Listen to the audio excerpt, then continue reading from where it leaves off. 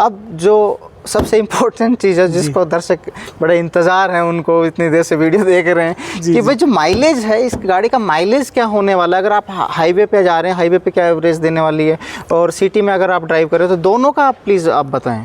Sir नमस्कार दोस्तों, channel में आपका स्वागत है। मैं उत्तम सिंह आज आपके लिए लेकर गया हूँ Toyota high rider.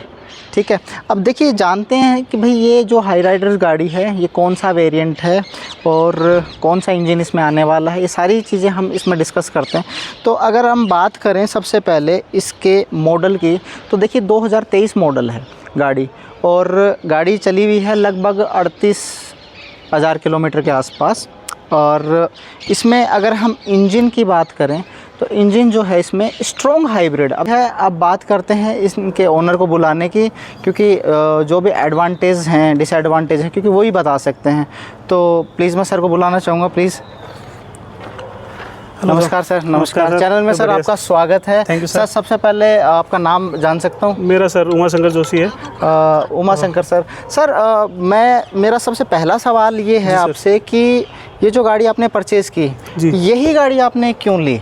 Sir actual में मेरा एक्सपीरियंस टोयोटा के साथ पहले अच्छा रहा है जी, और इससे पहले छोटे सेगमेंट पे हमारे पास टोयोटा की लीवा थी जी, तो उसका एक्सपीरियंस मेरे साथ बहुत अच्छा रहा है जी जी। तो हमने पहले ट्राई वही सोचा कि भाई हम टोयोटा के साथ ही जाएंगे जी, बट हमने उसी सेगमेंट में टाटा और महिंद्रा को भी चूज़ किया, कंपेयर किया। हाँ, उसके साथ कंपेरिजन था। बट जो हमको बेस्ट यही ऑप्शन लगा क्योंकि टोयोटा से प्यार भी है तो काफ़ी टाइम से। तो चलिए सर, बहुत बढ़िया, बहुत बढ़िया। सर नेक्स्ट सवाल मेरा आपसे ये था कि ये जो गाड़ी है ये कौन सा मॉडल है और अभी तक आपने कितना चला चुके इस गाड़ी को? सर ये टोयोटा का स्ट्रॉन्ग हाइब्रिड मॉडल है जी, और अभी तक मेरा एक्सपीरियंस ऑलमोस्ट 38,000 अराउंड हमने चला चुके हैं इसको जी। और इसके सेगमेंट में अच्छा एवरेज भी है मेंटेनेंस के साथ जी। तो सर जैसा कि आपने बताया कि भाई आपने ये गाड़ी जो है 38,000 किलोमीटर आपने ये ड्राइव की है, चला ली,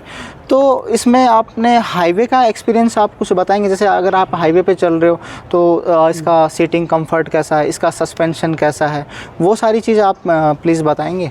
सर एक्चुअल में हमारे ट्रिप होते रहते हैं ऑलमोस्ट दिल्ली हम आना जाना रहता है हमारा जी, तो वो एक्सपीरियंस तो हमारा अच्छा है। बट उसके बाद हमारा लॉन्ग एक ट्रिप था, उसके अंदर है जो ऐसा था कि हमारा कुंभ गए थे जी, तो उसके अंदर हमारा लंबा था, उसमें सस्पेंशन और कंफर्ट लेवल बहुत शानदार था इसका जी, मतलब कहीं भी आपको जो थकान फील नहीं होती है जी इस एक्सपीरियंस के साथ में। तो आप कितने लोग गाड़ी में बैठ करके, मतलब कितने लोग गए थे? सर हम 4 लोग गए थे जी, और इसमें स्पीड भी हमारी अच्छी से मेंटेन करके चले हैं हम जी, और कंफर्ट हमारा बहुत अच्छा एक्सपीरियंस है। तो स्पीड की जैसे आपने बताया, तो कितना मतलब आपने स्पीड इसको मतलब इसको चला सकते हैं कि भाई मान लो कि मैं इस गाड़ी को 1500 सीसी की गाड़ी है और अगर मैं हाईवे पे चला रहा हूँ तो कितना चलाने के ऊपर आपको लगता है कि भाई अब वाइब्रेशन गाड़ी में आ रहा है या फिर अब तो ये कहीं निकल ही जाएगी, उड़ ही जाएगी, इतनी स्पीड तक हम चला सकते हैं? तो ऐसा कुछ है सर इसका मतलब? सर हमने 120 to 140 तक तो इजी गोइंग चली है ये, कोई भी आपको फील ही नहीं होता है कि ये इतना स्पीड में है। अच्छा। बट जैसे 150 के आसपास या उससे ऊपर जाते हैं तो हल्का सा ऐसा फील होता है। हाँ। बट ऑल अराउंड मतलब 150 की स्पीड आपने, मतलब ये मतलब बहुत बड़ी बात है कि 140 के बाद आप 150 पे गए और 150 के बाद गाड़ी में पता चल रहा है, क्योंकि मोस्टली लोग तो जैसे हमने कई बार रिव्यू किया कि भाई हम 120 के बाद में गाड़ी का मतलब वाइब्रेशन शुरू हो जाता है, लेकिन इस गाड़ी में ये काफ़ी अच्छा है कि 150 तक चली जाए। हाँ, इजी चल सकती है जी। और सस्पेंशन जैसे कि आप गाड़ी आप चला रहे हो, खड्डे आ रहे हैं, मतलब कोई ब्रेकर है, कई बार गाड़ी तेज़ी से भी निकलती है, तो उसमें आपको कैसा फील होता है कि भाई बहुत ज़्यादा धचके लग रहे हैं गाड़ी के अंदर? नहीं, इसका सस्पेंशन भी काफ़ी अच्छा है। अच्छा। हमारा एक्सपीरियंस ऐसा है बहुत, क्योंकि कुंभ के रास्ते में ऑलमोस्ट जो आपको बहुत सारी चीज़ें ऐसी है जो आपको ऑफ रोडिंग की तरफ लेके जाते हैं, बट वो ऑफ रोडिंग नहीं है, बट फिर भी स्टिल है जो हल्का फुल्का है, जो इसका सस्पेंशन बिल्कुल भी फील नहीं होता। चलिए ये बहुत बढ़िया है इसका सस्पेंशन, मतलब कुल मिला के सस्पेंशन अच्छा है इसका जी। तो सर जैसे कि आपने बताया कि हाईवे पे आपने जैसे कुंभ गए या आप जाते रहते हैं, एक मेरा सवाल ओवरटेकिंग से रिलेटेड और कि भाई जब आप किसी गाड़ी को ओवरटेक, तो आपको ओवरटेक मतलब आसानी से कर लेती गाड़ी या मतलब कोई प्रॉब्लम इसमें रहती है ओवरटेक करने में? जी सर, ऐसी कोई प्रॉब्लम होती नहीं है, बट जैसे 0 से 80 की स्पीड या 90 की स्पीड तक अगर किसी का ओवरटेक हमको करना है तो ये इजी गोइंग है। अच्छा। चलने में इसको हमें जो हल्की से प्रेस में भी हम इसको आराम से जो मतलब अगर किसी की गाड़ी सामने वाले की अगर 80 की स्पीड में चल रही है नॉर्मली, तो हम इसको इजी गोइंग है कि हम बड़े आराम से इसको ओवरटेक कर सकते हैं। जैसे कहीं 100 या उसके आसपास या उससे ऊपर जाता है तो थोड़ा सा फोर्स लगता है, क्योंकि हमने को जो एक्सीलरेटर थोड़ा प्रेस करना होता है। 100 से ऊपर जैसे ही आप स्पीड बढ़ाते हो तो थोड़ा सा आपको मतलब पैर का प्रेशर बढ़ाना पड़ता है। Yes sir. तो थोड़ा सा टाइम ले लेती है, तो उसके लिए वो टाइम लेता है, उसके लिए थोड़ा टाइम। तो मतलब कह सकते हैं मतलब 0 से 100 तक में तो इसमें कोई प्रॉब्लम नहीं आती स्पीड में। तो चलो ये एक काफ़ी अच्छी बात है जी। तो सर हाईवे की तो बात हो गई, अब सिटी की भी जान लेते हैं कि जब आप बम्पर टू बम्पर ट्रैफिक में गाड़ी चलाते हैं जी। तो उस समय आपको क्या सुविधा लगती है और क्या सुविधा आपको लगती है इसमें? सर मेरे को हाईवे से ज़्यादा ये इजी लगती है सिटी में चलाने में, बम्पर टू बम्पर, क्योंकि बड़ा इजी है इसको सिटी में चलाना। अगर आप नॉर्मली अगर कोई गाड़ी को ड्राइव करते हो तो आपको बड़ी प्रॉब्लम आती है गियर चेंज करने में और बार बार उसको जो मैनुअल करने में, न्यूट्रल करने में। इसके अंदर अच्छा एक्सपीरियंस ये है सर कि आप जो एक ही मोड पे नॉर्मली चलते रहते हो, क्योंकि एक्चुअली ईवी मोड पे चलने लग जाती है। तो वो कंफर्ट हमको बहुत सही रहता है सर। क्लच वाली जो दिक्कत है वो खत्म हो गई। बिल्कुल, क्लच में है ही नहीं। बड़ी गाड़ियों को थोड़ा सा पार्किंग से लेकर के ये इशू रहता है, थोड़ा सा मिलता है। हाँ, अदरवाइज बाकी ये वाला जो पैडल है काफी बड़ा इजी है सर। तो मतलब शहर में आप आराम से इसको कर सकते हैं। बिल्कुल सर। सर अगर मैं गाड़ी का अगर हेडलाइट की बात करूं, हेडलाइट मेरे को गाड़ी का फ्रंट से लुक बड़ा अच्छा लगता है। तो मेरे को पहला सवाल मतलब आगे का सवाल मुझे यही आया कि भाई इसकी जो हेडलाइट है वो आपको हेलोजन हेडलाइट मिलती है, मतलब एलईडी नहीं मिलती है। नॉर्मली जो गाड़ियाँ आजकल आ रही हैं उसमें एलईडी लाइट दी हुई है, एलईडी इसमें नहीं आती। तो हेलोजन में आपको रात को कभी कोई प्रॉब्लम नहीं आती जब आप गाड़ी ड्राइव करते हो? सर देखो, हाईवे पे तो अगर मैं बात करता हूँ तो हाईवे पे कोई प्रॉब्लम नहीं आती है। हाईवे पे तो ये बड़ा क्लियर लगता है, जैसे डे लाइट जैसा फील होता है। आप पे जो पूरा फोकस रहता है, आप आगे हेलोजन का काम है वैसे तो आगे तक, तो ये प्रॉपर फोकस के साथ रहता है और फुल लाइट रहता है। हाँ, जैसे स्ट्रीट लाइट्स वगैरह कहीं भी अगर आपको ऐसे लगता है जैसे थोड़ा सा सिटी या थोड़ा बहुत जहाँ पे भी है तो वहाँ पे थोड़ा सा प्रॉब्लम होता है, बट वो प्रॉब्लम उसमें मेजर नहीं है। बट हाँ, फिर भी ये जो सही रहता है। नहीं, ये जो प्रॉब्लम थी ये मैंने अपने साथ भी फेस की है, क्योंकि जो हेलोजन जो लाइट है ना एक्चुअली येलो कलर की लाइट है, और जब शहर में जब हम रात को स्ट्रीट लाइट वगैरह या इधर उधर से लाइट आ रही है उस वक्त मुझे इसकी थोड़ी सी कमी लगती है कि भाई मुझे कुछ प्रॉपर नहीं दिखाई दे रहा। बट अंधेरे में या हाईवे पे आप चलाओगे तो इसको दिख जाती है। तो ये मेरे साथ में भी ये काफ़ी हुआ था, तो ये सवाल मेरे दिमाग में इसीलिए आया। तो मैंने सोचा सर हाईवे पे ये बड़ा ही कंफर्टेबल है इसका। ये अगर आप बात करते हैं हाईवे पे अपने को प्रॉपर ये फोकस के साथ रोशनी मिलती है अपने को, यही है चीज़। चलिए ठीक है सर, ये बहुत बढ़िया था। हाँ सर, तो नेक्स्ट मेरा सवाल ये था कि जो इंजन नॉइस है गाड़ी की वो कैसी है इसमें? सर इसमें इंजन में कोई भी नॉइस है नहीं। अगर कोई फर्स्ट टाइम अगर इंसान बैठता है और गाड़ी को ऑन करता है तो उसको पता भी नहीं है गाड़ी ऑन होती है नहीं। हाँ। तो इंजन नॉइस तो सर जीरो है इसका जीरो मतलब बिल्कुल। और एसी की अगर मैं बात करूं तो अच्छी कूलिंग है सर। अच्छी कूलिंग है। तो आप इसमें क्या रियर वेंट है गाड़ी के अंदर? जी बिल्कुल है सर। अच्छा, रियर वेंट मतलब एसी की कोई प्रॉब्लम नहीं है गाड़ी के अंदर, बिल्कुल आराम से एसी का। जी। चलो, तो सर काफ़ी बातें हुई आपसे। तो एक मेरे दिमाग में सवाल था कि सर्विस से रिलेटेड कि भाई जो इस टोयोटो की सर्विस है वो कैसी लगी आपको? सर सर्विस के मामले में मेरा थोड़ा सा एक्सपीरियंस थोड़ा सा ख़राब है। अच्छा। तो उसका रीज़न ये है कि मैंने जो लास्ट सर्विस करवाई उसके अंदर हमारा एसी वेंट थोड़ा सा ख़राब हो गया था, तो वो कुछ टूट गया था। एसी वेंट मैं बात करूं तो जो विंडो जिसको हम लोग चेंज करते हैं हवा के लिए, जी, तो वो टूट गया था। तो उसको रिप्लेस हमने करवाने के लिए दिया था, उसको रिप्लेस भी उन्होंने किया। बट तो उसके एक्सपीरियंस के साथ ऐसा था कि उन्होंने चेंज भी किया बट उसकी क्वालिटी कमज़ोर थी। और दूसरा, हमने जब सर्विस करवा के वापस आई तो स्क्रैचेस बहुत कर दी उन्होंने हमारे डैशबोर्ड पे। जी। तो ये थोड़ा सा सर्विस का एक्सपीरियंस हमारा ख़राब है। बाकी ओवरऑल सर्विस अच्छे से होके जा रही है गाड़ी आपकी? जी, बाकी ओवरऑल हो रही है बट टाइम लेती है। टाइम ले लेते हैं थोड़ा टाइम लेते हैं। ये देखिए सबके साथ ही है, क्योंकि क्या होता क्या है कि आप जब भी आपकी गाड़ी के लिए मान लो pick and drop facility provide करवाती है कंपनी, तो मान लो कि कोई ट्रैफिक जाम की स्थिति मिल गई है ना, गाड़ी फंसी रह गई, या फिर गाड़ियाँ एकदम से बहुत सारी चीज़ें आ गई, तो ये देखो ये तो कॉमन सी चीज़ हो सकती है।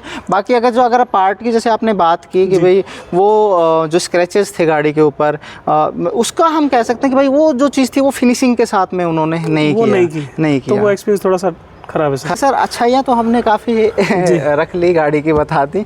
कोई एक बुराई भी होगी, डिसएडवांटेज कुछ तो होता है गाड़ी में, हर गाड़ी में। सर डिसएडवांटेज को लेके मैं बस इतना ही है कि इसके अंदर ऑफरोडिंग वाला डिसएडवांटेज है कि भाई सेगमेंट की अच्छी सारी गाड़ियों में अच्छाई है, बट इसका बस एक ऑफरोडिंग का डिसएडवांटेज है जो ऑफरोडिंग का लगता है आपको कि वो चीज़ नहीं। तो सर सारी बातें हो गई। कॉस्ट की अगर बात करें भाई, ये गाड़ी आपको ऑन रोड कितने में पड़ रही है, तो वो आप बताएं ज़रा। सर ये मैंने 2 साल पहले जो ऑलमोस्ट 19 लाख अराउंड है जो इसको परचेज़ किया था। 19 लाख के जी। तो सर कॉस्ट हो गई। अब हमारी अब जो सबसे इम्पोर्टेंट चीज़ है जिसको दर्शक बड़े इंतज़ार है, उनको इतनी देर से वीडियो देख रहे हैं कि भाई जो माइलेज है इस गाड़ी का, माइलेज क्या होने वाला है। अगर आप हाईवे पे जा रहे हैं, हाईवे पे क्या एवरेज देने वाली है, और सिटी में अगर आप ड्राइव करें, तो दोनों का आप प्लीज़ आप बताएं। सर हाईवे का एक्सपीरियंस तो मेरा इतना अच्छा है कि हमारा जो आए दिन है, जो मतलब महीने में 2-3 बार जो दिल्ली रूट पड़ता रहता है जी, तो उसके अंदर पहले हमारे जो कॉस्ट आती थी और उस कॉस्ट अभी की कॉस्ट में बहुत डिफरेंस आ गया। जहाँ मैं 5-7 हज़ार रुपये लगा के आता था, वहीं आजकल जो 3,000 में मैं जाके आ जाता हूँ। और अच्छा, कंपनी इसको क्लेम 28 का करती है बट एवरेज को, बट फिर भी हमें जो श्योर है कि ये 25-26 हमको इजीली देते हैं हाईवे पे। तो मतलब अगर एवरेज की बात करें तो भाई साहब इस गाड़ी का मुकाबला ही नहीं है हाइब्रिड। मतलब जिन लोगों को भैया एवरेज के लिए गाड़ी चाहिए, वो ये गाड़ी मतलब आंख बंद करके ले लो, मतलब किसी चीज़ की कोई प्रॉब्लम नहीं है। बिल्कुल सजेस्ट करूँगा इस चीज़ को। तो ये तो मतलब एक चमत्कार हो गया कि भाई इतना एवरेज, क्योंकि पेट्रोल गाड़ी है और 3 सिलेंडर के अंदर आप बात करें तो हाईवे पे जो इसका एवरेज है वो 25 से 26, मतलब 3,000 की ट्रिप तो फिर हर कोई, मतलब बिल्कुल सर, बस थोड़ा सा लोगों को सोचना पड़ेगा गाड़ी के बारे में कि भाई मैं 20 लाख तक अगर जाऊं तो ये गाड़ी मैं ले लूं जी। तो और अगर सिटी की बात की जाए तो सर, सिटी की बात अगर की जाए तो ये सिटी में भी हमको बड़ा आराम से 22 से 23 का एवरेज, 22 से 23 का एवरेज, बिल्कुल सर, मतलब 23 का एवरेज अगर आपको गाड़ी। तो देखो दोस्तों, अगर एवरेज की अगर बात करें तो भाई साहब गाड़ी का एवरेज बहुत ही धांसू होने वाला है। अगर कोई चाहता है कि भाई मुझे पेट्रोल में एवरेज मिले, तो ये गाड़ी आप आराम से परचेज़ कर सकते हो। सर ने इसकी कॉस्ट भी आपको बताई कि भैया 19 लाख के अंदर मैंने ये गाड़ी खरीदी है। और अब मैं अगर इसके हाइब्रिड की बात करूँ तो देखिए ये स्ट्रॉन्ग हाइब्रिड जो है, इसमें का इंजन जो है फ्यूल और बैटरी दोनों की ताकत से चलता है। नॉर्मली एक छोटी सी भाषा में मैं बात करूं, जिससे कि क्या है कि आपके एवरेज में काफ़ी सुधार मिलता है। और इसमें देखिए एक सबसे अच्छी बात ये है कि जब आप गाड़ी चला रहे हो तो देखिए इसमें लिखा हुआ है चार्जिंग, इको मोड और देन पावर, ये 3 चीज़ें। देखो ये सबसे अच्छी चीज़ है। तो अगर आप गाड़ी की स्पीड नॉर्मली आप कम स्पीड पर ड्राइव कर दो 20-25 पे, यानी ये जो गाड़ी अभी बैटरी पे ही चल रही है, मतलब आपका फ्यूल जो है वो लगे नहीं रहा, बैटरी से ये जो गाड़ी चली जैसे भी है। जैसे जैसे आप एक्सीलेटर देंगे वैसे वैसे देखिए इसके पॉइंट्स जो है वो बढ़ते जाएंगे, ठीक है, वैसे वैसे पॉइंट, मतलब कुल मिलाकर अगर आप 40 की स्पीड से बोलते हैं कि 40 की स्पीड से अगर आप ऊपर जाते हो, ये ऑटोमेटिकली जो है वो पेट्रोल पे शिफ्ट हो जाती है, मतलब पेट्रोल और बैटरी दोनों पे। तो ये काफ़ी अच्छी चीज़ है। मतलब अगर आप शहर में गाड़ी चला रहे हो स्लो, तो ये ऑलरेडी जो एवरेज है ना वो बहुत अच्छा निकाल के देने वाली है गाड़ी। तो ये यार ये सबसे अच्छी बात है इस गाड़ी की। अब नेक्स्ट हम बात कर लेते हैं इसके स्टीयरिंग की। तो देखिए मैं यहाँ से यू टर्न लेने वाला हूँ इस गाड़ी में, तो स्टीयरिंग का चेक कर लेते हैं कि स्टीयरिंग जो है आपका रोटेशन, वापस रोटेशन पे आता है क्या, ऑटो रोटेशन। तो देखो ठीक है, काफ़ी हद तक मतलब ये घूम रहा है और गाड़ी मैंने काफ़ी स्लो घुमाई है। और देखिए अभी ये जो गाड़ी की स्पीड है वो 28 के आसपास। मैं थोड़ा सा स्पीड बढ़ा के देखता हूँ गाड़ी का पिकअप।